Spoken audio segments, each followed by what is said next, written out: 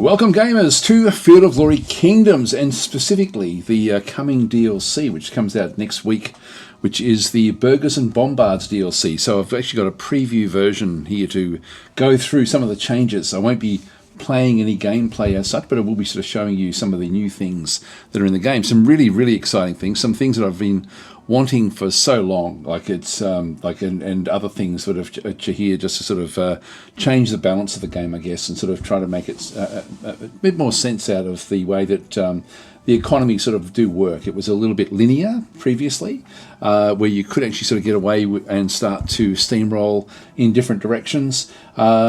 And now it's actually sort of got like a self-correcting mechanism, which we'll sort of talk about as well. Not so much self-correcting, but you have to manage it, but you manage it differently.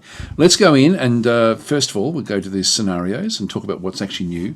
So this is the new stuff coming. We've actually got the mega campaign from 1054. Now we have our grand campaign in here. So this is the original grand campaign. In fact, is that still the same one from I can't remember which one's which. I think that this is the new one from that includes the Indians and sort of like the extended map. So this one here is the Medieval Kingdoms Grand Campaign from 1054 to 1274, so 440 turns. So really this is the High Middle Ages. This is really the start of the High Middle Ages and takes you all the way through the High Middle Ages. So you embark on an epic 440 turn journey across the full map, suitable for 1 to 16 players. Yeah, blah, blah, blah. There we go. So that's actually what we had before. Now we actually have two different ways of playing. Well, we've got another way of playing the same one again, the Mega Campaign, but this one doesn't finish at 1274. This one now goes all the way through to pretty much the Renaissance. So it takes you from the High Middle Ages right the way through the Late Middle Ages through to the Renaissance itself. So the end of the Middle Ages there. So 878 turns if you wanted to play it this way through here. 6 out of 8 length. So it's 11 out of 10. As the I forgot the movie, the funny movie about the where they needed an extra number on the dial. What was that? Anyway, whatever it was. So this gigantic campaign says you start in 1054 like the base campaign, but ends in 1492, 22 years after the end of the late campaign. Well, actually, it's a lot. Yeah, this is the late campaign, which is another new one. Which we'll talk about in just a minute, because that's the one I'm really excited about. So it also includes the extended map, which stretches all the way to Delhi and India and the sub-Saharan African kingdoms. It dynamically receives all the late events needed and features adjustment mechanics over the additional years to maintain a certain level of historic plausibility for the AI, while still leaving players a great deal of freedom. Now, this is talking about the changes that is coming into this particular DLC. Let's go to the late campaign. This is one I'm really excited about. This takes us pretty much at the start of the late medieval period. And so, what's the difference between the high medieval period and the late medieval period? Basically, knights in shining armour is sort of really what we sort of see now. From the 1200s onwards, we're starting to sort of see armies that are very different to the armies of the 1000s. So, for example, we always think of the Battle of Hastings and that of being knights in armour sort of charging around the battlefield. Wasn't that at all. It was very different. They were sort of almost like they weren't as heavily armoured as what they are in the late campaign in through here. I'll show you actually when we get into the game, just so you can sort of see the difference. Pretty much, the way that even the way that different countries sort of actually had built their lists of units is really quite different between these two starting points. So late campaign 1223. I've been waiting for this for so long. I can tell you this is super exciting to actually play in this era rather than the 1000s era as a starting point. I mean, you got there anyway if you played long enough. I never play these games long enough. I always find some other reason to sort of start again. Anyway, late DLC 2 campaign, Burghars and Bombards from 1223 to 1470, so 494 turns. Complexity 5 out of 5, length 5 out of 5. The complexity is really just how detailed, I guess, the actual map is. The year is 1223. Much of the medieval world is unsettled. Now, it doesn't mean unsettled in the way of not being settled with settlements. It just means it's in a state of high flux. There's a lot of things going on. One of the interesting things we're starting in 1054 is that it's all relatively stable at that point, and everything is just ready to explode. In this case, it's already there's things already happening. So there's wars going on. There's the Mongols have just crushed a coalition of Rus and Cuman forces at the Kalka River. A first sign of the storm to come. Further south, the Byzantine Empire struggles with division and decline, unable to recover its former strength. The failure of the recent crusade leaves the Latin states in the Levant exposed, while the Reconquista advances in Iberia. It's an age of uncertainty and sweeping changes. It's some really interesting choices here for you to play as. I'll go through some of them, but I wanted to show you other big changes that have actually now come with the game, whether you play the mega campaign or the late campaign. Let's just go in and just start the late campaign, just so we can have a bit of a look. All right, okay, I just paused that just so because it does take a long time to actually load the map in. One thing we're going to see around the place is if we start to zoom in, for example, into England, we're going to see the knights now, at least the sergeants at the very least, throughout all of England. Whereas before it was Huscarls, it was sort of the remnants of the Vikings, of the early Middle Ages. Really was where we started in the previous one. Whereas now we still see sort of like noble horse. So these are not as armoured as what we see with the other, like the knights themselves, but all through England we're seeing knights. In Scotland we're still seeing some of the sort of like the medium foot, and these are a good indication as to the best unit that they actually have in their army stacks. Scotland itself is got knights in shining armour, so we're sort of looking at I guess it's not really shining armour as such, but it's still fully fledged knights that we're sort of talking about. Again, if we go across to Norway, if I zoom out and have a bit of a look, Norway is just a fragment of itself. It's still got the Huscarls. So it's got sort of like the heavily armoured Huscarl units back in through there. So they have not changed much, and they're suffering for it, I guess, in the sense that they're not as strong. So they would now play a minor-ish role back into here, where they're actually mainly sort of fighting locally. And we can see that all the way through. We're seeing like Huscarl type units all the way through Scandinavia. So they have not developed the ability yet to get the knights in shining armour. And there's all sorts of different events that also come in with this DLC to promote the actual forces, to actually strengthen what your knights can do. Really, the focus is so heavily on knights. So this is a really, really, like in terms, if you've got Field of Glory 2 Medieval, which is not Field of Glory Kingdoms, which we're looking at Field of Glory Kingdoms, Field of Glory 2 Medieval, you can actually play the battles out in that game, which means that you're then going to be playing with the heavy knights in that game, and I like to play it that way, to be honest. That's why I'm so excited about this particular one through here. Things we've got Pomerania through there. Prussia is still backward. It's still actually a backward location with it doesn't actually have the knights yet. Poland has still got Poland was fairly advanced back in their previous time. They haven't really advanced at all. We're not sort of seeing much there, which is sort of interesting. I thought they had advanced by that stage. We're seeing the sort of like the full armor here with the when we're looking at Hungary. So the Kingdom of Hungary back into here. So fully armoured there. Other things that we'll sort of find is, like, you look at what's happening here in Italy. Italy is so fragmented with all these different groups coming through here as well. Some very, very advanced armies coming from this region. So a lot of contention back into this other side. They're just everywhere.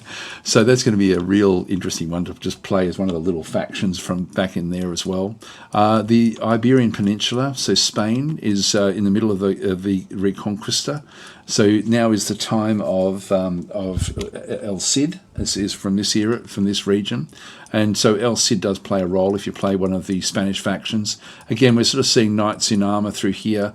If you are going to be playing as one of the Muslim forces, you are going to struggle, I think, a little bit, because this is when the Christian forces really started to sort of get their act together.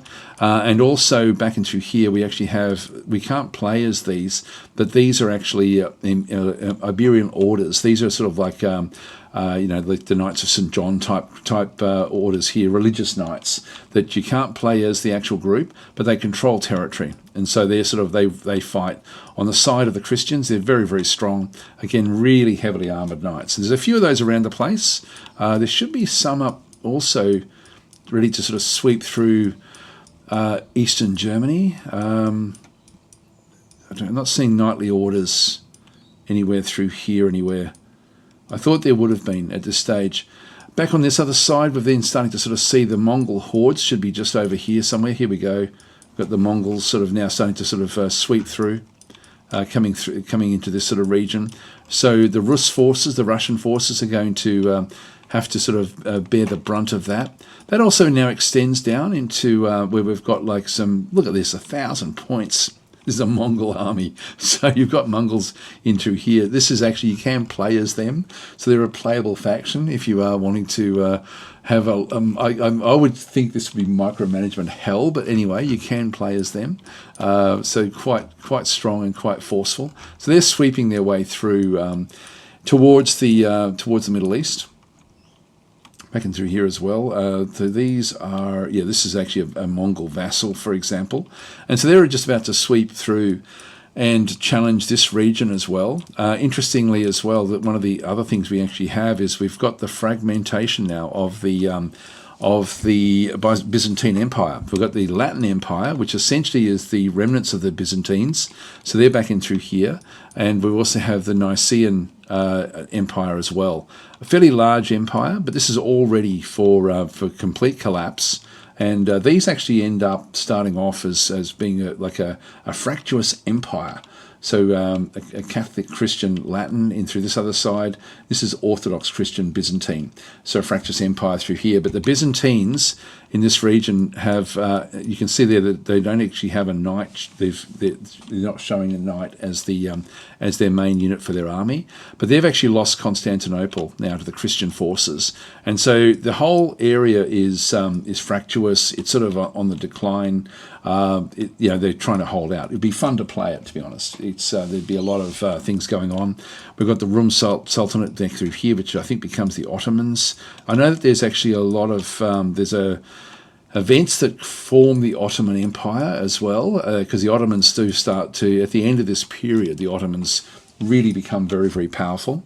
And it's called Bombards because of that whole premise. Like, very shortly, we're going to start to see gunpowder weapons. And of course, the Ottomans did use that very, very effectively into the Renaissance period.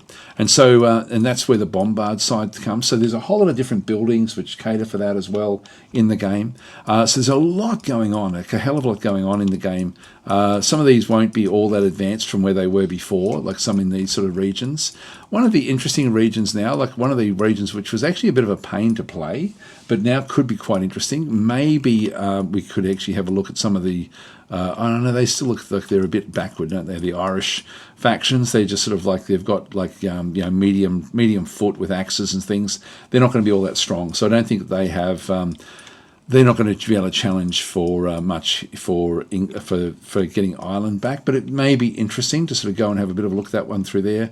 Again, we're looking at sort of the remnants of Viking forces back this way. You can play as Duchy, so you don't have to just play as England. You can sort of play as Northumbria if you're wanting to. If you go and click on that one through there, for example, it's a vassal of England, so it starts off as a vassal. So you can sort of start off smallish and just work your way up. That could be a fun way to play as well, to be honest. Wales is also a bit backwards. We had a look at that one before. It's just got the noble horse, nowhere near as strong as the knights that England has sort of now got everywhere. England starts off at war with France in this particular scenario. Normandy has gone, like that's actually now completely become Frankisle as such. And so we've got like little areas as well there for France. Now France is always in the game is always strong with its knights, and so looks like it's got a little bit of building up to do in this sense to sort of get their knightly orders in train. So that's sort of where the game sort of sets itself up. There's a lot of options. I'm really, really excited to play some of these options because they're just so different. To be sort of halfway through wars and things like this will be really good fun.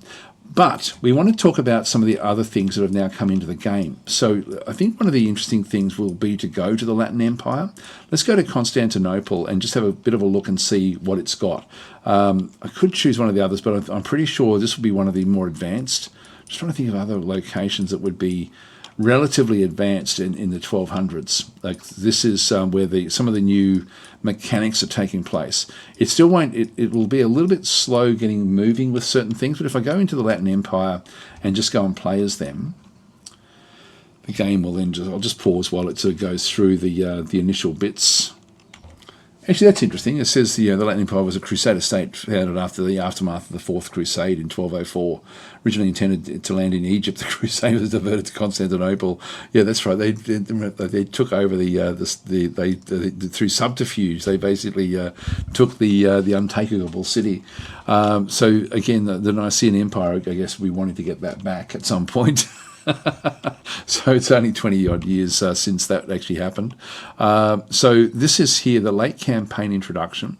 So the late campaign of 1224 offers a markedly different landscape from 1054.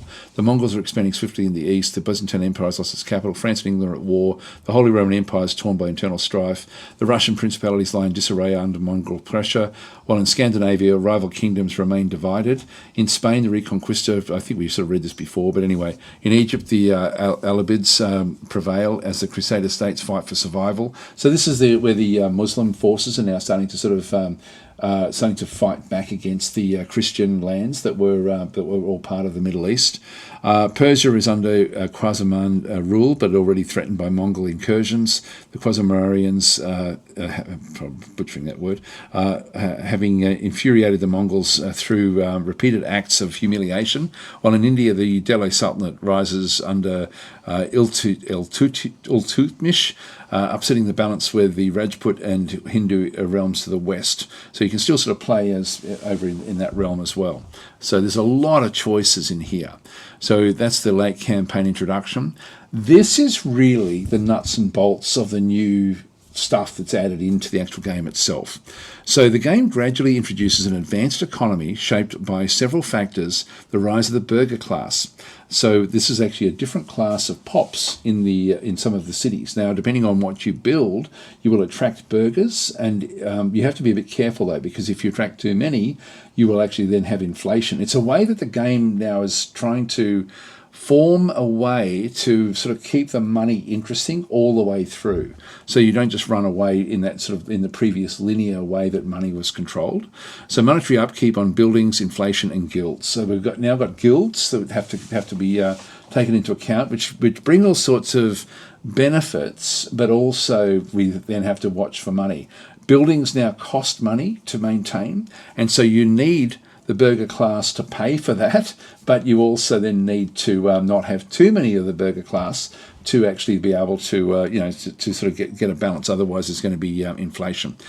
General principle: the advanced economy begins to appear around 1150, so 100 years past the start of the previous game, and is phased in gradually, giving you time to adapt.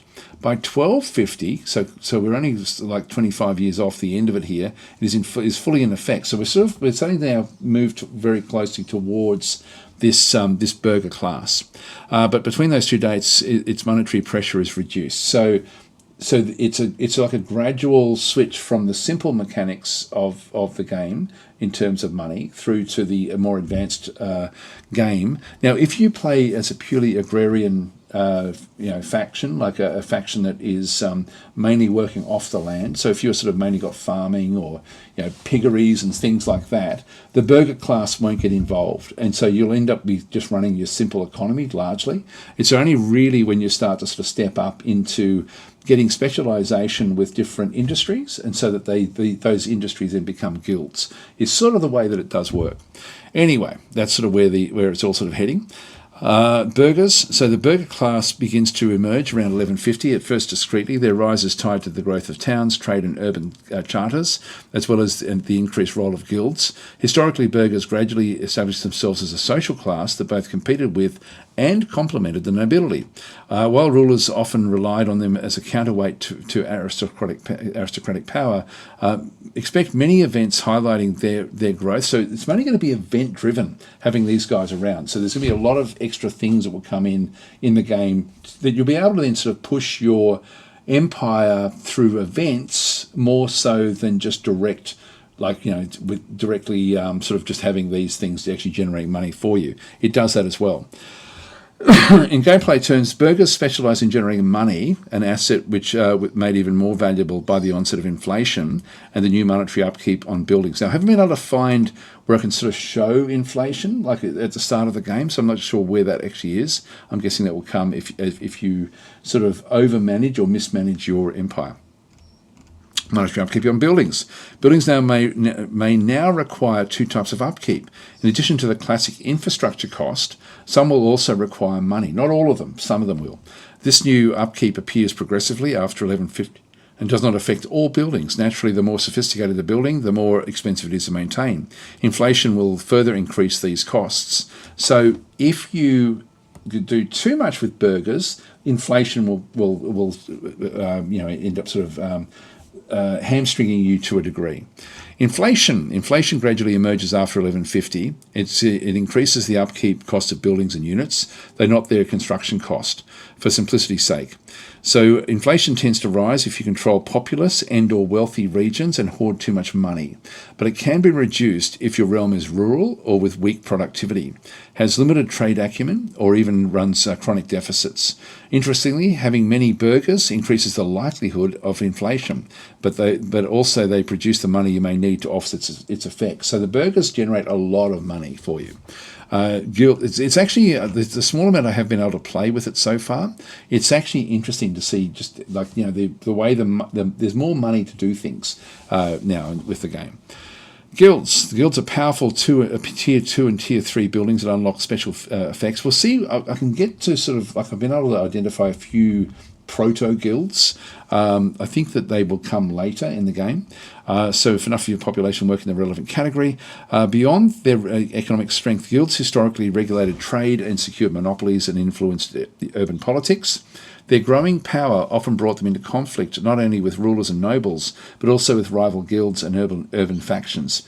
In the game, they also trigger specific events. Again, events are going to be a big feature of this DLC, reflecting these struggles and the role of corporations in shaping late medieval society. So the new art of war. So this is another big change as well. From the moment you gain the ability to produce a gunpowder unit, so handgunners, cavalry, bombards, usually when your army roster reaches tier 4, so we're still away from that at this point in time, at the start. You will automatically receive no fewer than 15 new military buildings. 3 of them are designed to, now we don't have them already built, it just becomes part of other buildings we can then build and adapt for our actual empire. So 3 of them are designed to help you produce these units. 3 are castles, more resistant to firearms, and 9 are intermediate fortifications that serve as prerequisites for constructing said castles. I can't show you where that goes, I don't think. I can show you sort of the lead up to it, but not because we haven't got there yet in this game. So with the emergence of the first gunpowder units, handgunners, cavalry and bombards, a centuries-old system of fortification begins to collapse. So vertical walls and soaring towers, once symbols of might, are rendered vulnerable to the destructive power of black powder. Willingly or not, kings and nobles often order sweeping modifications to their castles and strongholds to withstand this new threat. So at the same time, the production of gunpowder becomes organised and intensified. Saltpeter refining, sulphur processing, artillery foundries, every link in the chain evolves to sustain the rise of firearms on the battlefield. A true military revolution has begun, heralding the modern age of war. So this is the end of the Middle Ages now. That we're talking about sort of like the gunpowder revolution, which sort of really was by the time the Renaissance kicked in, it was it really was the most dominant of the various, combat-related fields by that stage. So you're starting to get muskets and so on and so forth in that region, the rise of those sorts of stuff. But certainly the Bombards and things, it's the start of the gunpowder revolution. Anyway, that's sort of they're the different changes that come in. Royal Purse decided to use part of the treasury, so we have a decision. It's different countries will have different, not just regional decisions, but actually national decisions. So this is a national decision, which I can show you sort of what that's like. So when we have a look at at our group through here, so if we have a look at the actual force that we have, we've got again, we've got a knights and sergeants. So this is heavy cavalry. We've got armored spearmen. These are just offensive spearmen here, but with great big paves shields, I think is what they're called. And then we've just got Byzantine lancers, which are sort of like more the older style that we sort of saw from the 1050s. So they're still sort of prevalent there. Hardly any actual units through here. This particular group will mainly be relying on mercenaries, I would assume. Anyway, let's have a quick look in the city itself. In the city, and I have to click it a second time so we go in there, we're going to see certain buildings, like this is already very, very well developed, being Constantinople. So we've got a couple of world wonders. We've got the Hagia Sophia. Now this one here, even in the previous game, it still cost you a lot of money to have this one around. This one was negative 46 gold, but it does give you a lot of piety and a lot of the stewardship as well. Then we also have the Theodosian walls. These also did cost money before, so we won't see much different in there as such. Where we see the big difference is actually, first of all, down into here. These are the Burghars, so these yellow-shirted individuals. So previously, back in the production side of things, we ended up having peasants back in through here. We had slaves as well, if you were sort of like someone that was able to manage a slave area. We had freemen in through here, which was sort of like your mercantile class. These have got productivity of 5, depending on where they go. Their productivity 8 in the money-making side of things, in the commerce rung down the bottom through there. And so if I move that one up, for example, just to get it out of the way, it's +5 into one of these, so I can sort of go more into production, back along this sort of side. And that's just going to then chew away the money. If I bring it down into the bottom area, it's going to give me +8 just to add into the money situation. The Burghars are a bit different. So down in here, they give a 14 money. So in commerce, these really do focus very heavily on commerce. If I move them up into they can't be moved into working on the land. They won't do that. They can't be moved to be working over on this side at all. But they can actually, if they go back up into working, in industry, it's only a +3. So they lose 14 and get +3. So you're never ever going to want to do that. It's if we take it from there, we have a +14 down through there. So having Burghars operating this, the actual, all the different ways of actually generating money in the town, will actually, it'll be good. So you sort of want as many of them as you can, but the more that you get will also then have an impact. Now that's also going to be around the place. We're going to see Burghars all over the place now, back and through here as well. Now the conversion chance, I don't know what the conversion chance is. Converting to what? I'm not sure. There's conversion chances all the way through here. But I'm not sure what that's for. That's Byzantine Orthodox conversion chance across to Christian. That's what it is. That's what that would be. So anyway, back in through here, you get a few more. For the buildings, like if we have a look, what have we got through here? This is a large feudal city. Just trying to find something that will sort of then show a little bit of the way that things can sort of develop in the game now. It's a bit hard to sort of see. What have we got? We've got regional roads, crude smelter, well, stonemason. So the stonemasons, you would expect there to be a Masons Guild at some point. So if we go and click on that one through there, this one then just shows you the rundown of the building. Or by the way, all the buildings in the game can be looked at this way. If you go and click on the icon at the top, this is a tier 1 building, and there is actually a little help file there. I don't know what that will. I'll click on this building or site to access the building browser, which is really cool. So this is it through here. So this is actually the stonemason in through this other side. And we can sort of see like where it is, where it goes, what the cost of it is, what the upkeep of it is. So the upkeep is now going to cost a little bit of gold to keep this thing running, only 1. if we go back to the previous one, actually that one does cost 2 gold. That's interesting. So that costs more to have a craftsman's burrow. Then it goes into the surface copper mining back in through here, which then opens up a whole lot of other different things that can then sort of end up coming through as well. Yeah, nothing else in there that we're sort of seeing through here. The craftsman's district, you see that this one actually opens up a whole lot of other different buildings that can then sort of work around it. But if I go and click on that one, ultimately it will then lead to other buildings being able to come back in. But if I go back down to the Class 2 building, the Craftsman's District, it then still will go across to this other one as well anyway. But this is sort of, if we read down the bottom through here, this structure is a prerequisite to the second part of a Tier 2 infrastructure of health buildings. It represents the gathering of craftsmen to a single place where they can efficiently manufacture many goods. So it's sort of like a proto guild. So it's just the start of being a guild. I think there will be events which will then sort of allow it to change up. We don't see it as being something where we have a choice with this though. So that one is actually, so I'm guessing that will actually lead to more events. Probably it's not really sort of showing what we have. Yeah, we're not really sort of seeing much there. So anyway, that's sort of, it's just an extra little bit. What else would there be that potentially, the smelter, there's a crude smelter in through there. I'll see if I can find one. I haven't really had a good look for this. That one then extends across to the shaft. This one here is these large vertical furnaces we use to smelt iron ore, so we just get more and more. Actually, the other one's generated money. Sorry, this one's costing money. So these big blast furnaces do cost money to operate. So that's still not a guild as such. What else could there be as a guild? There's actually things like the Venetians are an ally. So the Venetians have now got like a trading area back in through here, which does cost us money and stewardship. But again, we get events by being an ally of the Venetians. So the Venetians are a republic.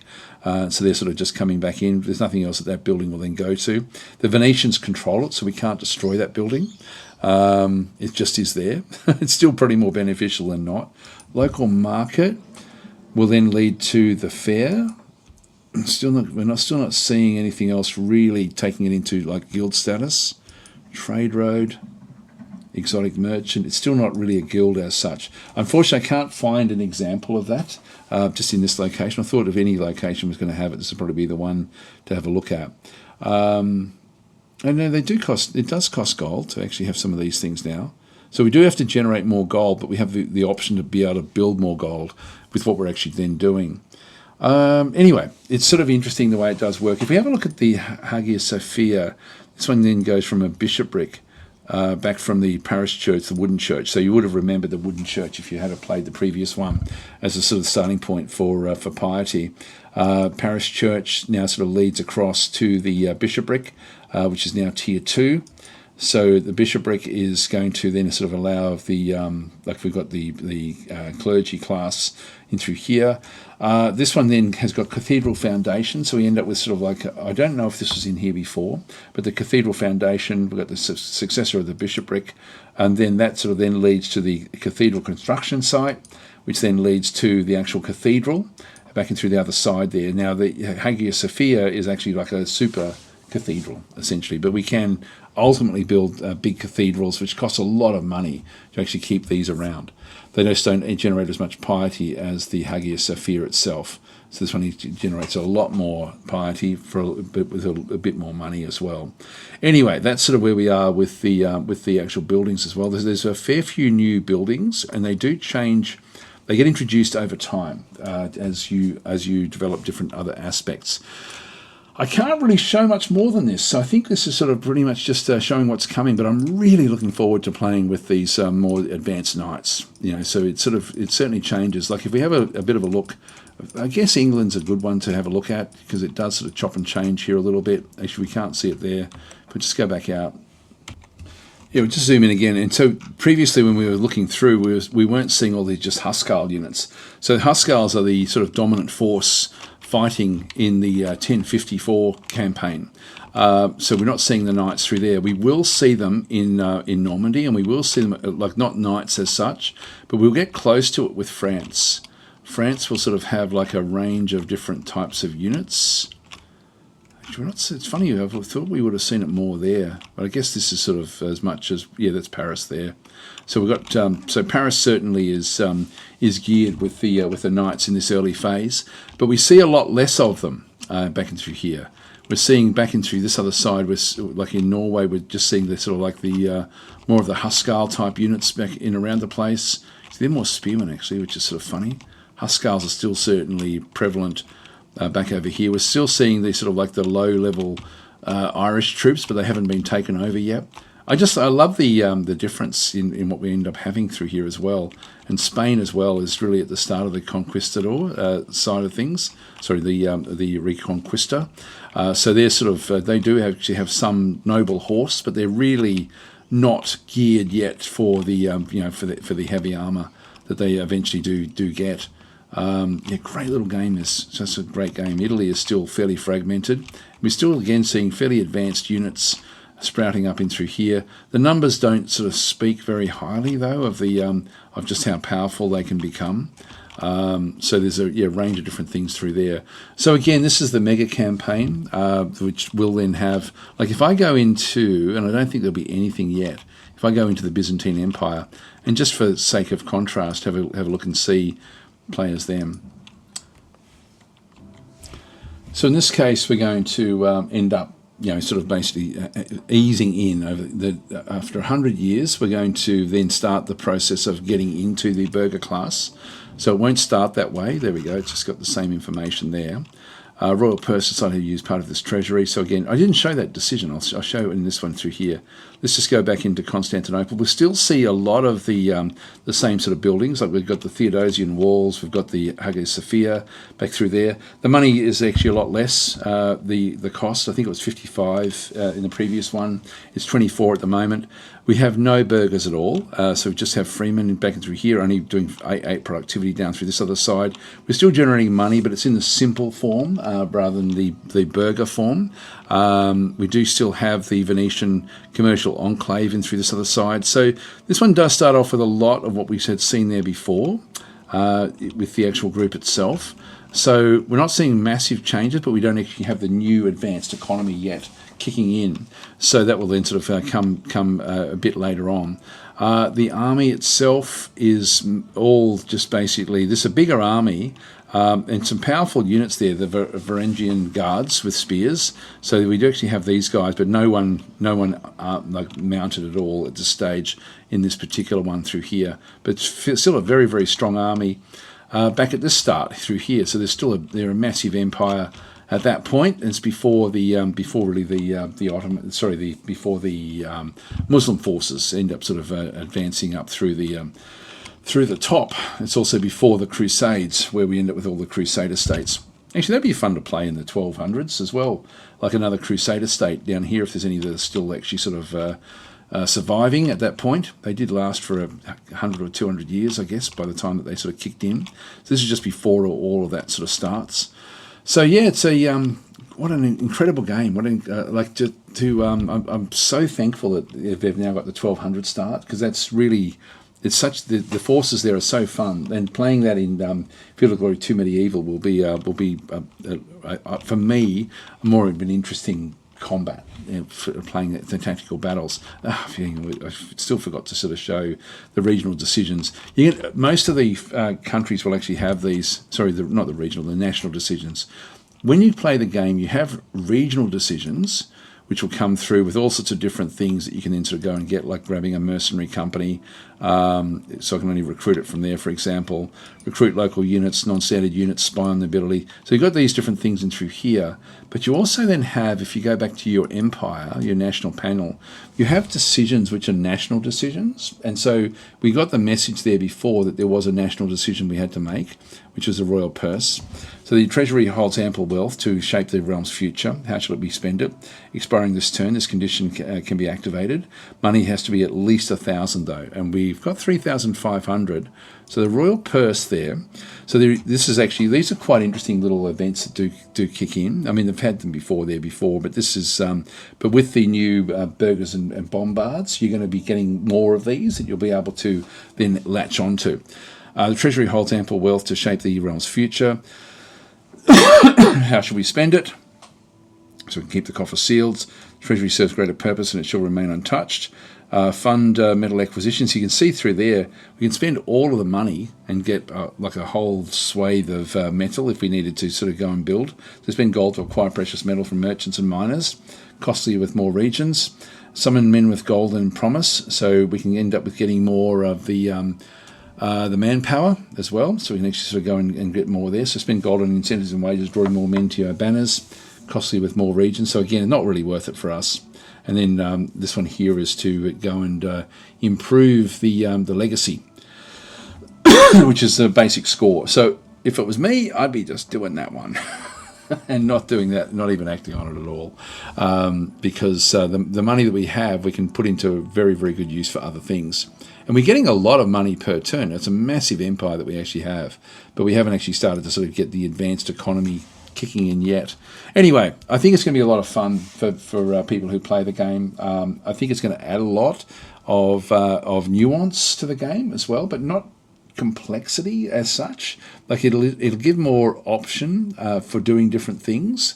The game is, I've got to say, Agiod, the actual developer of the game, they find ways to abstract the like mechanisms of whatever game that they're playing, like the mechanism of the era. They find a way to abstract it down and distill it into a game mechanic, which makes perfect sense, but you don't really understand a lot of the mechanics going on under the hood, but it actually fulfills like a historic sort of reckoning. And I think that this advanced economy with the Burghars in particular are going to it's going to be interesting to sort of see how that abstraction then plays out in the actual game itself. I didn't make a very, that was a little bit of word salad there for you, but it is going to be interesting to sort of to see how that transforms in the actual game itself over time. Can't wait to play it properly. So anyway, I did want to just give a bit of a heads up that this is on its way, and it really does add a lot to the game itself. I hope I've done a good enough job to sort of whet your appetite. There's always a question as to where does this game sit compared to Crusader Kings. It's very, very different. This is much more of a strategy game, whereas the Crusader Kings is much more about the dynasty and the family. So the focus is much more on the court. We still have that in here, but it's very, very cut down. Like, so if we have a look at the Emperor through here, we do play with some subterfuge, but nowhere near to the depth that Crusader Kings does. But Crusader Kings has got nowhere near the depth of the nuance that we end up having with our armies and with the development of the actual of the provinces. So we end up with sort of like, they're very, very different games. They deal in the same general time period, but that's about as far as it actually goes. So if you are looking at this thinking, okay, look, I really just want to be playing where I am role playing as a ruler, then Crusader Kings would be your better game. If you're wanting to play a game where you're actually fighting meaningful fights, then this would be more the game that you then go and play. So in Crusader Kings, the battles are more abstracted, whereas in this game, it's still abstracted if you play it within the game system, but if you do get yourself Field of Glory 2 Medieval, you'll be able to export the battles out and play them fully as like a tabletop experience in there and then bring them back. That's my preferred way of playing the game. I love it playing it that way. So anyway, that's sort of the way I like to do it. But then also the development of the provinces. This game has got more intricacy in the way that is sort of then structured. So it's not as abstracted as Crusader Kings. So that's probably the difference between the two games. Both excellent games, but they do focus on different areas. Anyway, I'm going to leave it there, guys. Thanks for watching. Please like and subscribe if you enjoy this sort of content. I just wanted to really just give, as I said before, a bit of a heads up that this is on its way, because you may be interested because of the, particularly with the 1200 start, with the late Middle Ages start is something I didn't think this was going to come like until they announced this particular DLC, and so I'm extremely excited about that. Can you tell?